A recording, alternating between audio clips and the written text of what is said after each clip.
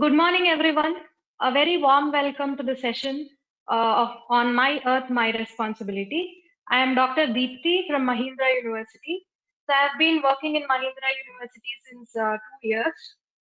So today's topic, My Earth, My Responsibility, is very apt to everyone, right from 7-year-old to 70-year-old. So knowing our responsibilities is very important these days because we are seeing a lot of environmental issues. So we are feeling them. So I mean, throughout the presentation, the things are very known to everyone. But the thing is, we are one step behind that. I mean, the point where we realize. So I made my presentation in this line that everybody should realize that their small step towards the earth can make a huge difference. So with this introduction, I would start the presentation. So when I initially started preparing the presentation, I had a question from my kid, a 7-year-old kid, that she asked me, Earth is very huge, right? So there are millions of species on Earth where humans are one among those. And we are billions of human beings, the population of world. So we are very small, a minute creature on Earth. Can we do something to Earth? Though if we do something, is it really adding something important to the Earth? This was the question asked by my kid, and then I changed my PPT presentation in such a way that this question can be answered aptly. So very small, what can I say? Very small contribution from our side make a huge difference. This is what you will realize at the end of the presentation. So I'll start with the history of Earth because we are talking about Earth and our responsibilities towards that. So Earth was said to be formed 4.5 billion years ago, but then human existence or any other species were not existed at that time. So because when it was formed, it was a hot fireball, so nobody could stay on it or life on it was impossible. So then there came a day where oxygen was formed. Oxygen was formed by cyanobacteria. So these were the organisms which made oxygen by photosynthesis. So now that the oxygen is formed on the earth, um, so we cannot, I mean, still there was no existence of human being. So because then there was ozone layer which was formed when oxygen was uh, reacted with ultraviolet rays. Then we had ozone layer which started protecting us from harmful sun rays. So then came into existence the humans just 500 million years ago compared with the formation of Earth, which was 4.5 billion years ago. So humans evolved on the Earth once after the oxygen and ozone layer formed. Then you know that the primitive man he strived for his existence. Then he started living in a better way, creating industrial revolution. So where the machines and industries dominated man, and now we are in the present day. So this is a big question mark. Are we happy or are we satisfied or are we facing any issues or problems? Why? What is the reason? And what are the responsibilities that you have to create to make our lives happy? So Earth is a very beautiful planet. So this is the only planet where we have habitats, common habitants more than a million species, and human population we know more than millions which are living on Earth. So our Earth provides us food, shelter, and fulfill most of our requirements so that we basically need. So, I mean, in the recent days, there was a lot of impact that was being created on environmental awareness. There was a lot of awareness being created. So, one first step towards creating such environmental awareness was the World Environment Day. So, we celebrate World Environment Day on June 5th of every year. So, every year it comes up with a theme. So, since 2015 to 2020, these were the themes that you can see on the screen. So before 2018, India hosted the World Environment Day theme. seeing the plastic pollution. So every year we have different themes on which the NGOs and other people would be working on, and we celebrate it on June 5th every year. So this is a habit that has been created since 1974. Prior to that, there was very little or hardly can say no awareness on environmental issues because we were happy with what is being there around us. But so nowadays there is a lot of awareness. So we teach environmental science to school students. We also teach environmental studies in the engineering syllabus. So why is all the awareness coming up? Because so we are facing the problems. That is the reason we are the awareness is also being increased. The first problem that we are facing is the climate change, or in other words, it is also called global warming. It is nothing but the temperatures around us are raising. We feel heat every now and then. So in 2000, around 2000 in March, the average climate or temperature in the city of Hyderabad is 35 degrees. The people who stayed in 2000 in Hyderabad can feel it. But now the average temperature in March is more than 40, around 40, 42. So the hottest month being March in the whole year. So now we can see the temperatures, how they have been increased. So you can feel the difference. 35 degrees is a pleasant climate, whereas 40, 42 is a very hot climate. So the other thing that we feel is pollution. So just go and walk on the city roads for about 15, 20 minutes, you will feel the pollution. You can smell it, you can taste it, whatnot. So that is the other problem that we are facing. We are facing a problem of depletion of natural resources, one being the best example being water. The water is the best natural resource that can come to us. We use water every day for every small thing, right from you start your day with water, you end your day with water. So that water is being depleted. I mean, all these things that are happening, that you're feeling it. You feel the climate change, you feel the pollution, you feel that you don't have enough water, and then you have extinction of species. Many species were being extinct, or you can see the reduction in the species, and so on. So first thing is global warming. It is also referred to as climate change. It is observed rise in temperature of the earth, average temperature of the earth. So everybody is seeing, I mean, global warming is a very popular term these days. So everyone is saying global warming, global warming. But how do you actually say that this is happening? What is the proof that the rise in temperature is happening?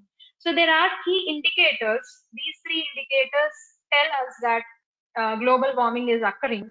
First thing is global temperature rise, that is the average temperature of the globe. Okay, second thing is shrinking of ice and glaciers. The volume of the ice and glaciers are getting down or being depleted. And the third thing, obviously, if the ice and glaciers are melting, the immediate effect that you see or you feel is raise in the ocean level, the mean sea levels of the entire globe. So these three are the indicators which helps us to tell that how this global warming is happening, what is the range of number of global warming, and so on. So this is the data given by NASA. Most of these are done through a satellite survey. So the first thing is global temperature rise.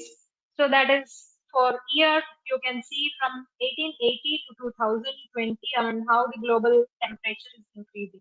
Initially, the average temperature of the globe, which was less than zero, I mean 0 degree centigrade, moved to a higher number.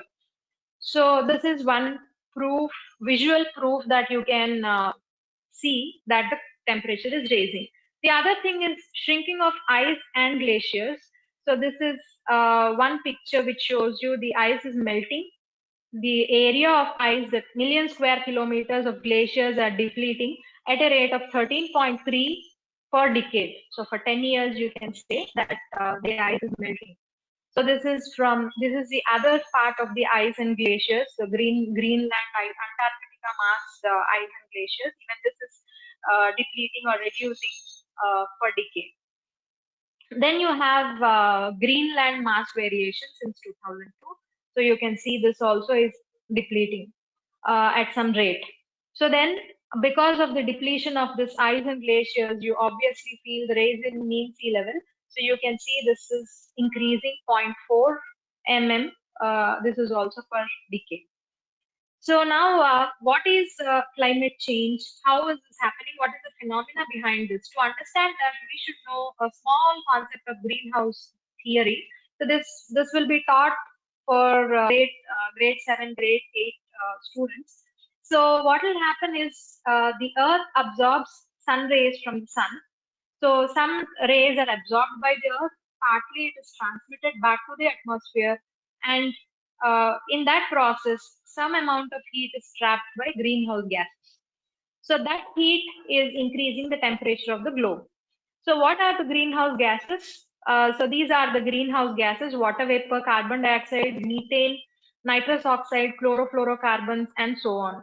So if we don't have this greenhouse gases on the Earth, the average temperature would be about minus 18 degrees centigrade rather than present average 15 degrees centigrade. So this line clearly tells us the importance of greenhouse gases. So if completely absent, we would not live on the earth because minus 18 degrees average is too less. If they are present, it is 15 degrees. So that means there should be a balance between in the amount of greenhouse gases that should be present. That is what is disturbed these days. So the balance is missing. So we'll see it in next few slides. And to add to this few more points, each of the greenhouse gases behaves in a different way. It behaves in its own way. Because methane, you can see here, so sometimes some greenhouse gases trap more heat, some greenhouse gases trap less heat. So you can see here methane produces more than 20 times heat compared to carbon dioxide. Nitrous oxide produces 300 times, it is more powerful than carbon dioxide, and similarly, other chlorofluorocarbons and other harmful gases will produce 1,000 times more effect compared to carbon dioxide. So each of them will act in a separate way. So you can see this greenhouse gases are increasing the percentage of gigatons of CO2 equivalent. So I have told you there are a lot of greenhouse gases, types greenhouse gases. Each of them are converted into CO2 equivalents. So we only talk about CO2 equivalents because there is a lot of the content of CO2 is much more compared to the other types of greenhouse gases. So if we see this picture, the carbon dioxide equivalents, so they've been raising from 1970 till 2004. Even in 2020, the number will be much more higher. So this is gigaton CO2 equivalents per year. So you can see the reasons: individual fields, agriculture, industry, and so on, how they are contributing to the greenhouse gases. So because this is increasing, there is loss in the balance. There is no balance between the greenhouse gases. So the reasons why the greenhouse gases are increasing can be attributed to the following. So rapid increase in population. So deforestation, you're cutting off the forests, burning of fossil fuels, waste disposal, natural gas extraction, use of fertilizers. So from the fertilizers, we get nitrous oxides and so on. So aerosols and foaming agents, refrigerating agents, they produce chlorofluorocarbons. So all these are the reasons for increase in greenhouse gases. So as we have the industrial revolution, we have lot of fertilizers going into the fields. We have lot of aerosols, foaming agents coming up. So waste disposal is increasing because, again, all these reasons are interrelated. Because of industrial, because of rapid increase in population, you have lot of deforestation, lot of fossil fuel burning, and so on. So these are individually related also, and then they are independently and dependently causing lot of greenhouse gases. So the first thing that we see is population increase. So this is a population clock on the left hand side of the screen, you can see. So this is picture screenshot from the Google population clock. If you can go live and see the population clock in the Google, you see the birth today will be raising like anything. The number would be changing like your seconds needle in the clock. So you know that the India is the second most largest populated country in the world. So this census is taken as of Saturday, the 2 days back. or 3 4 days back. So, and India is the most densest populated country, not ranked one, but then it is there in top 10. So 411 persons per kilometer, square kilometers we say this is very densest populated country in the world. So the reasons for population increase are, there are a lot of reasons. The decline in death rates because you have a lot of medication. Keeping aside this pandemic, COVID, we are far ahead in medical facilities. So the death rates are declining. We have better medical facilities. We have better technological advancements that have been come up in fertility treatment, lot of family planning, and so on. There are a lot of reasons. We cannot tell that this is a single reason for population increase. So then the effects of population increase. So if there is increase in population, we get demand for jobs. So we get less jobs, we get less food. So people fight for food, jobs, and we have a lot of deforestation and other indirect effects also. So if you can see this is a comic that you can browse in the web. So we have already consumed more resources in last 50 years than the whole of humanity before us. So can Earth bear us, bear all this million population? It's very tough for it to move ahead. You can see the very sharp curve for increase in population. This is the population growth chart. So very sharp curve, which started around 1800 to 1900 years, year. So the very sharp curve you can see, which is which shows there is rapid population increase. So the next reason for greenhouse gases are the deforestation. So this is very important reason for climate change. So permanent destruction of forests in order to make them usable. So the reasons again you have many. So because of the population increase, you have more demand for housing. So to make more land for housing, you cut the trees, you make wood, furniture and all, you cut the trees. So to make highly priced consumer oils, etc., and all, we use leaves, trees, and herbal trees, and so on. So for cattle rancing, also you use lot of trees. So these are the reasons for deforestation. So you know what are the effects of deforestation? So it primarily disturbs the natural cycles. We have two basic natural cycles. So one is the carbon cycle. So we know this since childhood. We are learning this. This is just to brush up your thing. So CO2 is liberated from houses and industries, vehicles, and the people breathe out CO2. So all this carbon dioxide is photosynthesized by the plants, trees, and so on, and it converts the carbon dioxide into oxygen. So in order to have more oxygen, in order to have more photosynthesis to happen, you need lot of trees, lot of forests and all. So rainforests are sometimes called as lungs of the world because they help us to breathe, they help us to control the balance of CO2 and oxygen in the world. So the other natural cycle which is dependent on the trees and forests is water cycle. So even this, evaporation, transpiration from plants and so on. So if you don't have forests, if you don't have plants, both the cycles, carbon cycle as well as water cycle would be disturbed abruptly, and at the end it affects us a lot, and that is the reason for the climate change.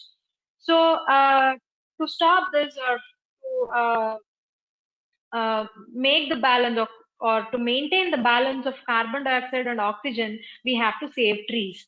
So the rate of deforestation, which I'm talking about, is equal to loss of 20 football fields every minute. So 20 football fields every minute throughout the world. Just imagine a football field. The area of the football field is around 100 to 150 yards, if I'm correct. And 20 football fields is 20 times that.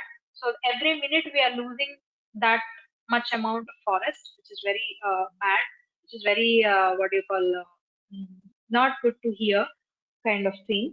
So if the same rate continues, all the rainforests would be destroyed in next 100 to 50 to 100 years.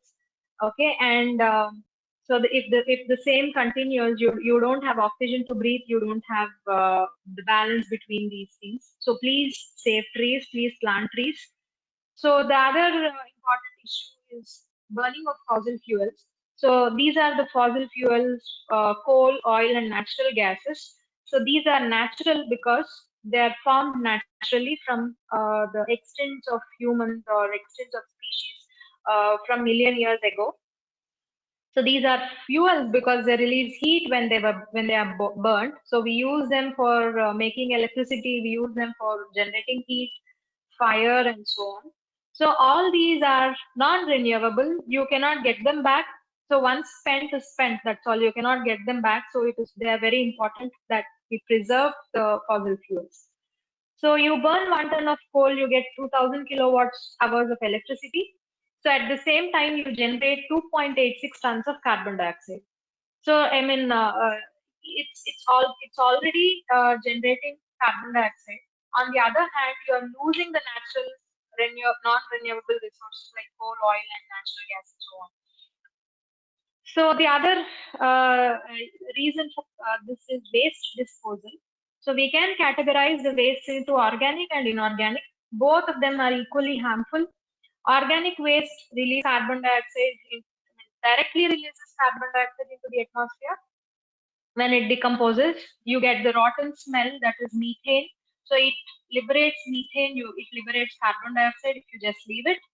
So then inorganic waste, it directly doesn't contribute to any greenhouse gases until unless it is incinerated. So incineration is burning of the waste. So disposing the inorganic waste has no other goal. It doesn't decompose, it doesn't destroy on its own.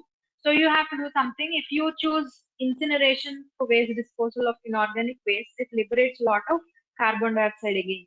Until unless it is incinerated, that is still okay. It is not giving any direct greenhouse gases.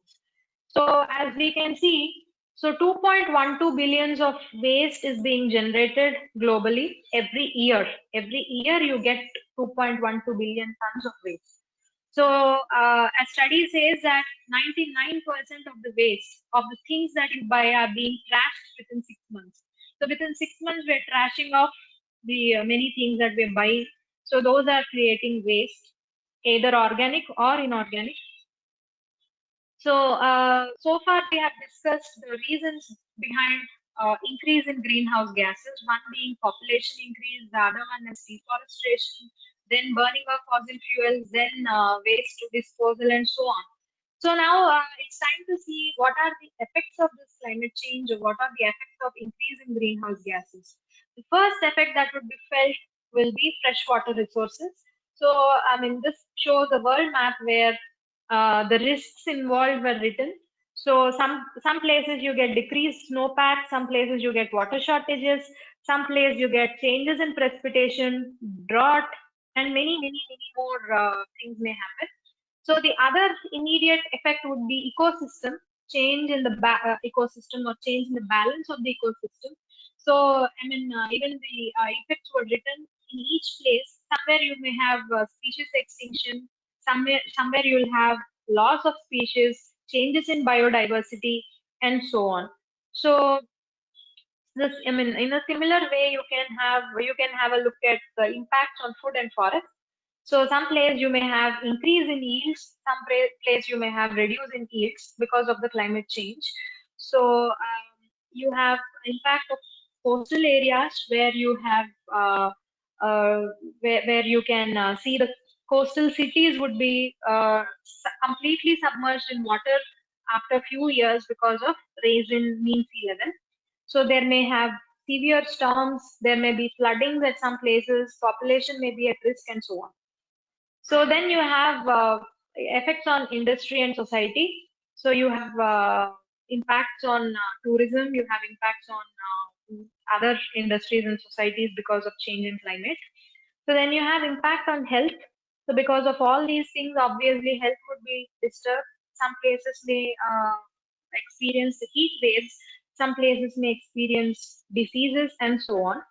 So these are the complete scenario of the likely effects that can, I mean, this is the future prediction of the effects of climate change.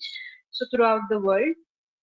So India is one among the extreme risk countries in the world in terms of economic impacts of climate change. This would be felt for few cities, you can see the city names Mumbai, Chennai. So they start experiencing the effects of climate change from the year 2034, 34, 40, 50, and so on. So that is very close. Within 30, 40 years from now, you most of the cities would start impacting these things. So the effects of climate would be felt in other ways also. You know the shape of the earth, you know how it revolves, the axis of its revolution, and so on. So you can see the monsoon map of India. So we have primarily two monsoons, the southwestern monsoon and the northeastern monsoons, from which you get the rainfall for India. So the first rains would be felt in Kerala from southwestern monsoon. And the monsoons, yeah, direction of monsoons will be like this: eastern arm and western arm. So all this will be affected. So if you have a look at the complete entire world map, so the pink line shows the interrelation between the climate changes. So you can feel heat waves in North Pacific. Uh, the same can be felt in India. So somewhere in Pacific Ocean, if the temperature raises, the surface sea temperature and the internal temperature difference in them can be felt in India. So this is linking throughout the world. This is a link that we can see throughout the world. So because of this damage, because of this loss in balance, you get to see a lot of natural disasters. So we can feel the disasters. I mean, in the last few years, just have a look at the glimpse of the disasters that happened. So we had Uttarakhand floods in 2013, where more than 6,000 people were presumed dead. Roads, buildings, bridges were destructed. More than 1 lakh pilgrims were being trapped in the valley. So the causes of this floods were rainfall. The rainfall is 375% or more than the benchmark rainfall. So melting of, and this happened somewhere in June, July, the hottest months again.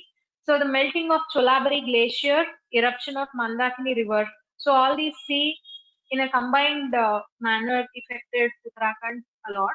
So you can see a lot of pictures like this. So the next severe cyclone that we felt was Hudhud cyclone in 2014. So this was extremely severe tropical cyclonic storm. Category 4 is extremely severe. This was happened in 2014.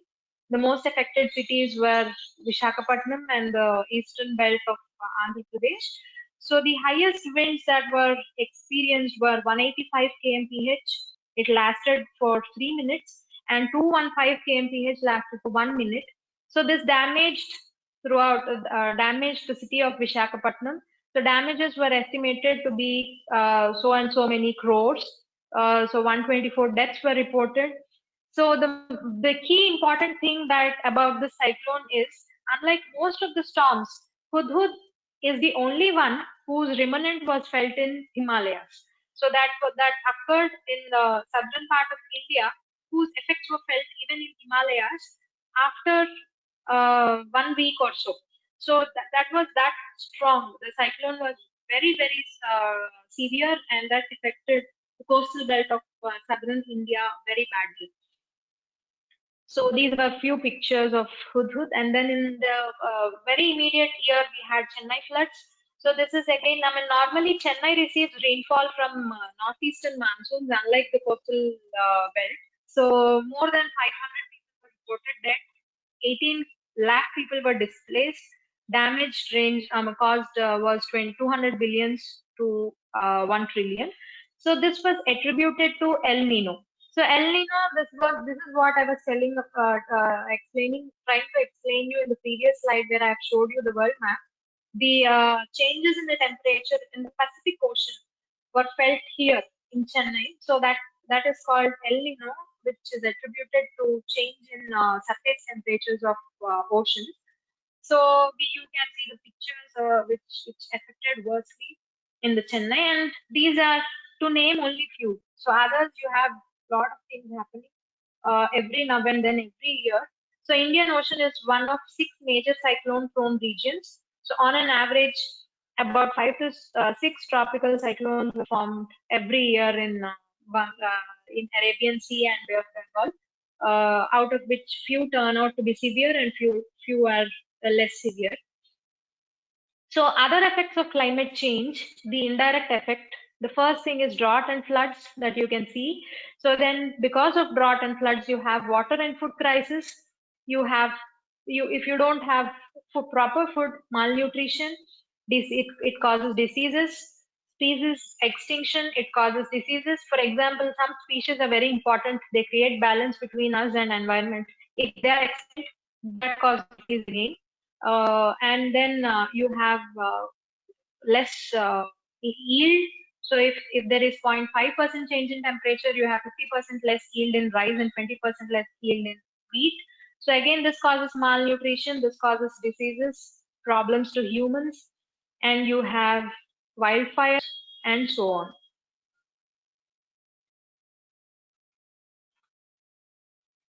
So you have CO2 in the air.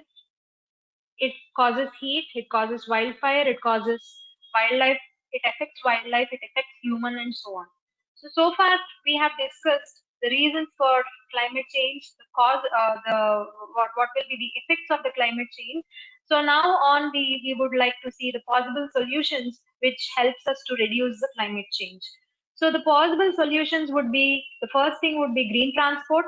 So you can see the picture here, the x-axis shows grams CO2 per kilometer that you travel. So walking and bicycling are green modes of transport, which does not liberate or generate any amount of carbon dioxide. Then you have train. So this is per head. So if train carries a lot of people, so per head you have less CO2. So similarly, the highest polluted thing is plane. So next highest is car. So because people tend to travel one person in a car or two persons in a car, so it's second most polluted mode of transport. So there was Ola Share, which was initiated 2 or 3 years before. So then the share of you actually share the cab services. So from that there is reduced carbon dioxide. They claim 500 tons of CO2 is saved more than 2 million liters of petrol and diesel in each city. Okay, and the possible solutions, the other possible solutions would be electric vehicles, which do not create any tailpipe emissions. From the pipe you get zero emissions. So there was a study conducted at Mahindra by BTech students. So they have done life cycle analysis of different modes of vehicle technologies, in which they compared electric vehicles versus diesel or petrol vehicles, even two-wheelers and cars.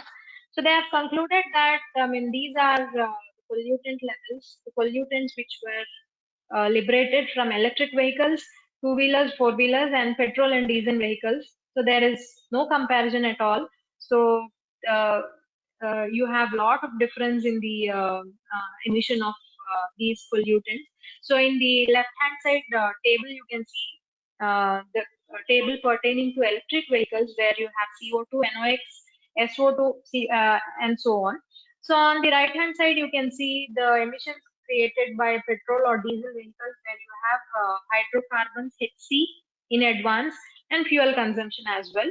So the life cycle cost analysis includes costs right from the manufacturing of the vehicle till the end, till it gets being disposed, till you say that this vehicle is not in use and dispose of. So the complete costs were analyzed, and even the costs be the like, this is again for electric vehicles and petrol vehicles comparison. This is for two-wheelers and this is for four-wheelers. So initial cost of the electric vehicle is more, but if you compare the life cycle cost or overall cost, it is much less than the normal petrol and diesel vehicles. So this is a study conducted in MEC, Mahindra University. And then this is my own interpretation. So for example, if you have to travel 10 kilometers per day in a car and you are traveling alone, you emit 2290 grams of carbon dioxide. So if you are two in the car, obviously it becomes divided by two per head. So if you are walking or bicycling, you emit zero CO2. So at least for short distances, you can do walking. If not, you can at least carpool. At least if you can carpool with one friend, you can almost save 1,000 grams of carbon dioxide per day. On an average, if you're traveling 10 kilometers per day. So if you travel 200 days in a year for your workplace or for your college or whatever, so you save 0.23 tons of carbon dioxide per year as an individual. So if you can just add your friend into your car, you save 0.23 tons of carbon dioxide per year. So similarly, switching off the lights, green power. So the previous slide tells us green transport, and this is green power. So green power also shows you, I mean, much more than what you can actually do. So previously in our houses, in our childhood, we used to have incandescent bulbs. So those are now replaced by CFLs. So again, I mean, now the recent invention is LEDs. So if you can replace your incandescent bulbs by LEDs, you can save a lot. So this is a small calculation. So you can see on an average to operate light for 6 hours in a day, the energy consumption is so and so. So for an average family of three or four, so if you can replace your incandescent bulbs with LEDs, you can save zero point 0.4 tons of CO2 only on lighting. Only on lighting, irrespective of your other electric appliances. So for an average house having four bulbs, just replace your four bulbs with LEDs. So there are yeah, low cost LED bulbs available, and even government started distributing the LED bulbs to the people. Just replace incandescent bulbs with LEDs, you get to save zero point 0.4 tons of carbon dioxide only on lighting. So the other green power would be the solar power. So usage of solar power, 1 hour of solar energy gives us a lot of electricity, which we actually neglect. Okay, for a family of four or so, have solar panels on the top of your building. So you can have solar energy. So you even can supply the electricity to the power grid if you are excess, if you're producing excess of current from the sun. The sun is very powerful, so it gives you free power. So you need not pay electricity bills for your lifetime. So if you can install a solar plant or solar panels on the top, so initially it costs you around 4 to 5 lakhs. This is the initial investment, but throughout its life, it can the warranty is 25 years, and throughout its life, you can have a zero electricity bill. So if you are producing more electricity than you require or than you spend, you can sell it to power grid also. So this is also one of the very innovative solutions that people are using these days. So have, if you're planning to construct a new house, uh, plan for solar panels. So see, again, I mean, for a family of four, you can save 3.6 tons of carbon dioxide every year. So the next possible solution is plant trees. Okay, on an average, tree, a big tree can provide oxygen for four people. So if you can plant 3 trees around your buildings and in proper direction and proper place, so you can save the electricity bills on air conditioning up to 50%. So you have free oxygen, fresh air. So you can save 20 million. 20 million trees will remove 10 million tons of carbon dioxide. So the number is only 4 trees, your individual effort, but then it saves a lot. So when is the best time to plant a tree? 20 years ago, it was the best time, but then we didn't do that.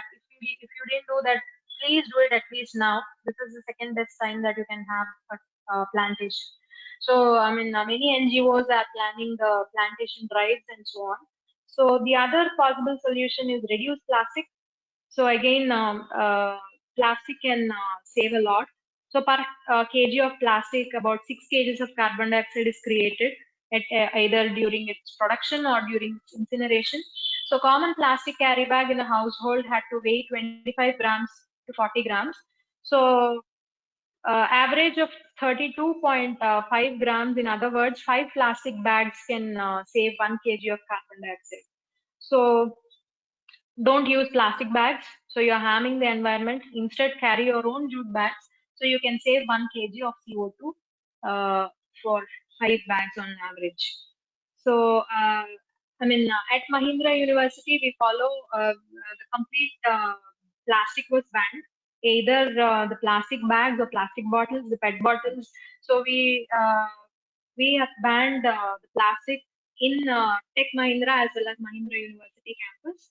So if you are using plastic and throwing it, so they are eaten or consumed by sea animals, which you in turn eat them and get your body damaged.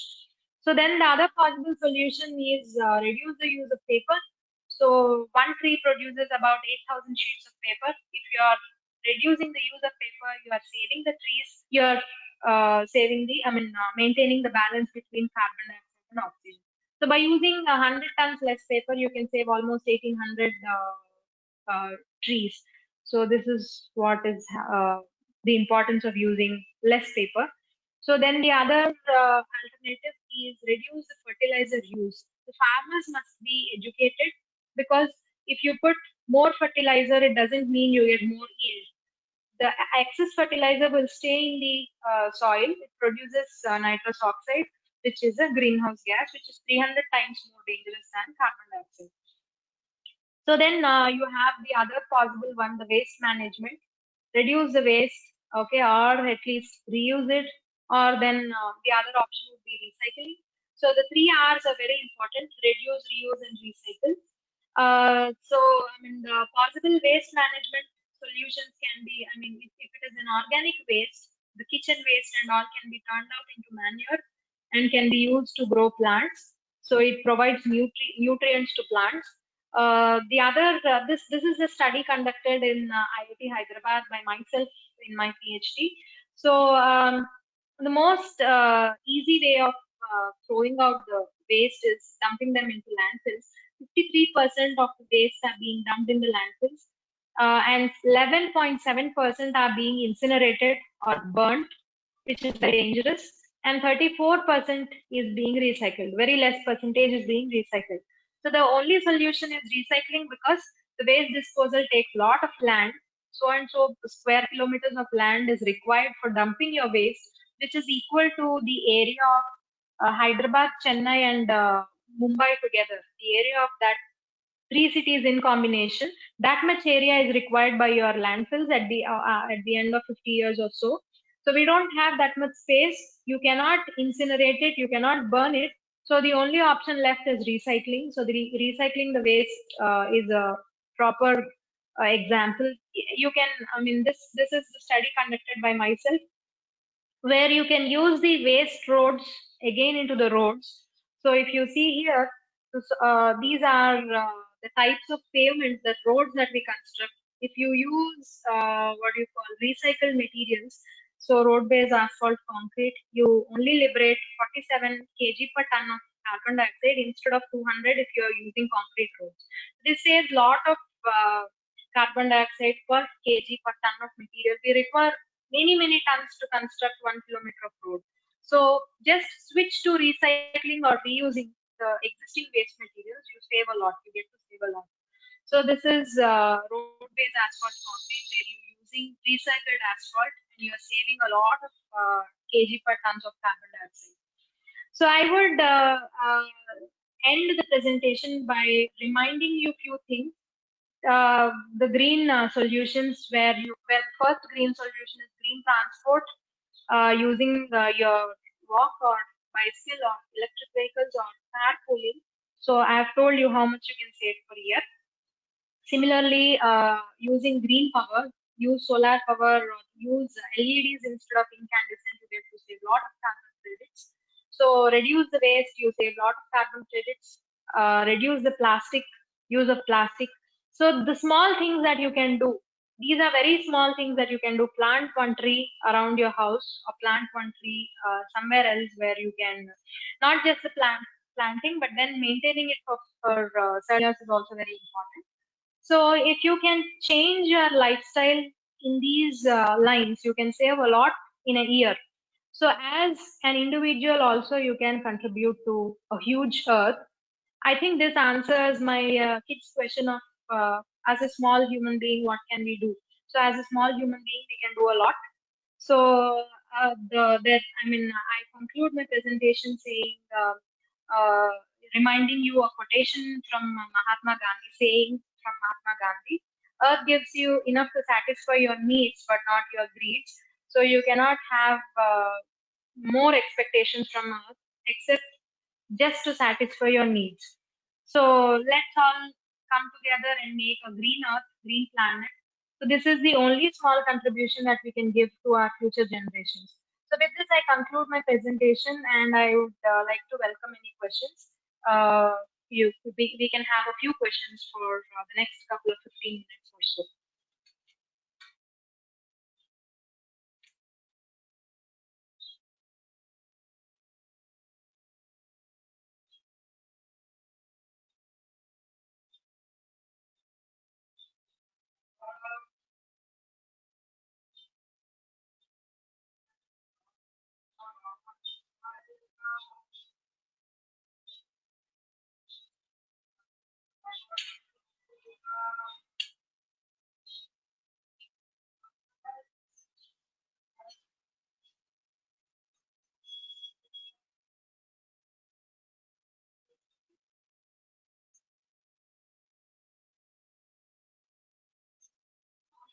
Ma'am, what is your comment on usage of recycled water? Yeah, there are a lot of ways of water being recycled. So first thing is the salt water is being treated and making it normal, tasty water, sweet water. So that can be used. And the wastewater is also being recycled. You can see one good example is green buildings in Hyderabad. We have a green building where the drainage water is recycled and it is being used in plant. It's being done. It's not a new technology, but adjusting ourselves and being prepared or keeping them in our minds is very important. So that is the technology which is always available, which is already available, and we can definitely use it at least for our toilets, at least not for drinking, but other cleaning utilities. Yeah, that can be done.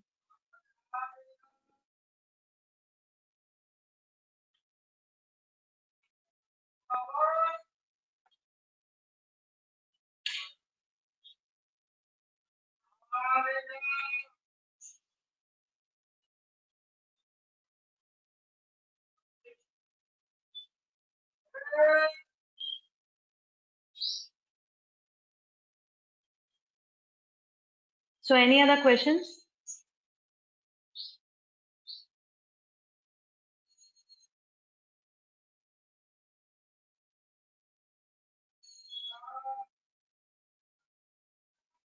Is solar energy a viable option for a small family these days? Yes. For family of four, as I've told you, the initial investment would be around 3 to 4 lakhs for installing the panels. So also you get some subsidy from the government also.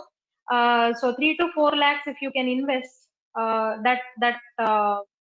think it will provide surplus in electricity than what you require. So sometimes you can also sell it to power grid. It is also possible. Um, and yeah, as I've told you, its warranty is for 25 years, and for 25 years you need not pay any electricity bills. People are following it. So in our own house, we have solar water heaters, not the complete power based on solar, but solar water heaters are also possible where you need not have geysers, you need not have spent electricity on water heating. So that is also there. And the complete electricity can also be replaced by solar panels.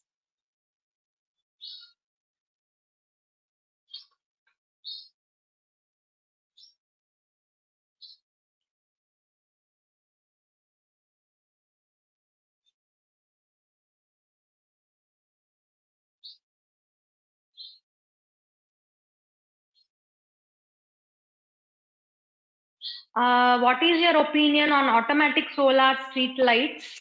Yeah, automatic solar street lights are also there being in existence. They operate on themselves where we have sunlight. They stop on their own. They recharge for the entire day, and as and when your sunlight fails, so that light get on. So you need not waste your electricity on switch if you forget to switch off the lights.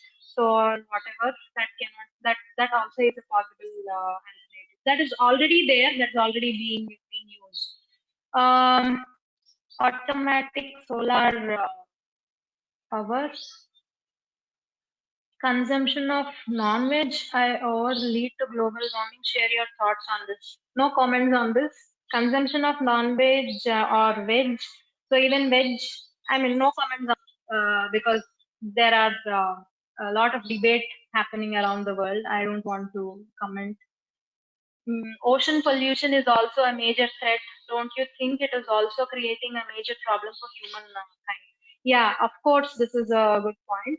Ocean pollution is again the dumping of waste in the ocean, one reason. And the other reason is as you're using your oceans for transport, where the vehicles move, ships move on the oceans, they just dump the fuel remains in the ocean. So that is also important thing. But in my presentation, I did not present it because I was only emphasizing on your individual efforts that you can put in. As an individual, I cannot do anything to the ocean except for not throwing any waste into that. But that's the reason I didn't present it here. I have presented only few small things that can be done by an individual. Um, Fertilizers, comment on harmful fertilizers in agriculture. Yeah, this is obviously polluting the soil, polluting the environment.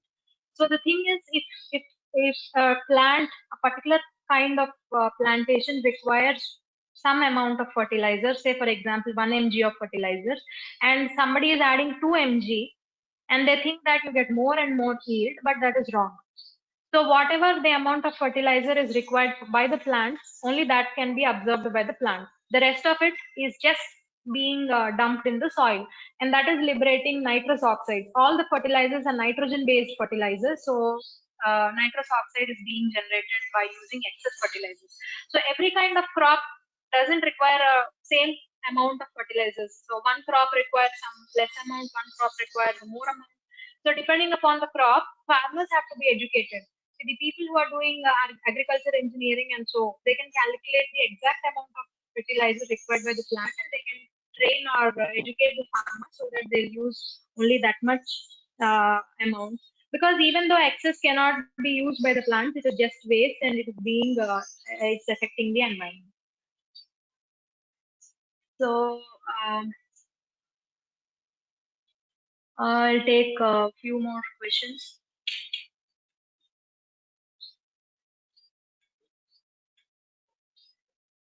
Facing water problem due to reduced water in Earth's crust is due to overuse of Earth's water. Thank you. Will the government help? So, will the government help? I don't know. I cannot comment on it. So, whatever I have told you is just the individual's responsibility. So, as an individual, what can you do? So, don't waste water. Don't use water that you don't need. Just use it economically, so that you can save water for your future generations. So that's all I can tell about water scarcity.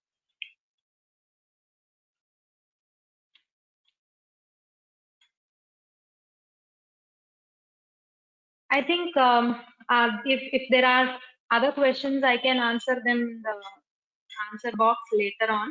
So if you have any other queries related to admissions or related to admission process in the Mahindra University, you can please contact the admissions team. So they'll be happy to help you out. And any other technical piece, I would sit and answer and send you the answers shortly, maybe in half an hour or maybe by the evening. So yeah, I'll conclude by thanking the management of Mahindra University by giving me this opportunity to share a few of my experiences and just awaken the individual's responsibility. So I would like to thank Praveen, Hemang, and Rakesh for organizing this webinar.